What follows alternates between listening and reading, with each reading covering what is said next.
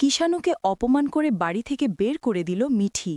কি হবে এরপর জানতে হলে ভিডিওটিতে লাইক দিন আর চ্যানেলটি সাবস্ক্রাইব করে সঙ্গে থাকুন।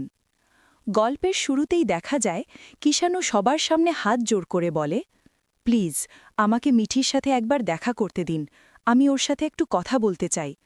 তখন কোমলিনী শান্ত গলায় বলে, এখন সেটা সম্ভব নয়, মেয়েটা অনেক কষ্টে একটু আগে ঘুমিয়েছে, এত কষ্টে ঘুমিয়েছে, এখন তাকে জাগানো ঠিক হবে না।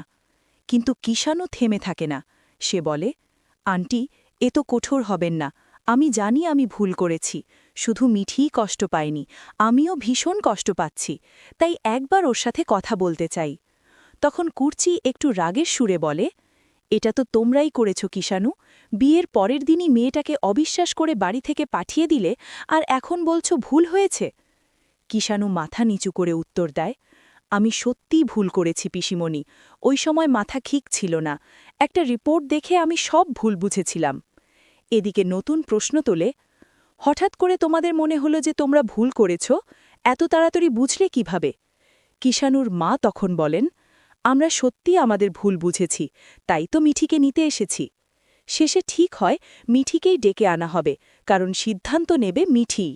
ওদিকে কুর্চি ঘরে গিয়ে মিঠিকে ডাকে। ঘুম ভেঙে উঠে মিঠি অবাক হয়ে জিজ্ঞেস করে, পিসিমণি কি হয়েছে? কুর্চি জানায়, কিষাণু এসেছে, সবাই এসেছে, তোকে নিয়ে যেতে চায়। এ কথা শুনে মিঠি স্পষ্ট জানিয়ে দেয়, আমি ওদের সামনে যেতে চাই না, আর ওই বাড়িতে ফিরতেও চাই না। তবুও কুর্চি তাকে বোঝায়, তোর সিদ্ধান্ত তোরই বলতে হবে, চল একবার নিচে চল। অবশেষে মিঠি নিচে এলে কিষাণু হাত জোড় করে ক্ষমা চায়। মিঠি, আমি বড় ভুল করেছি, তোমাকে বিশ্বাস করতে পারিনি, আমাকে ক্ষমা করো আর বাড়ি চলো।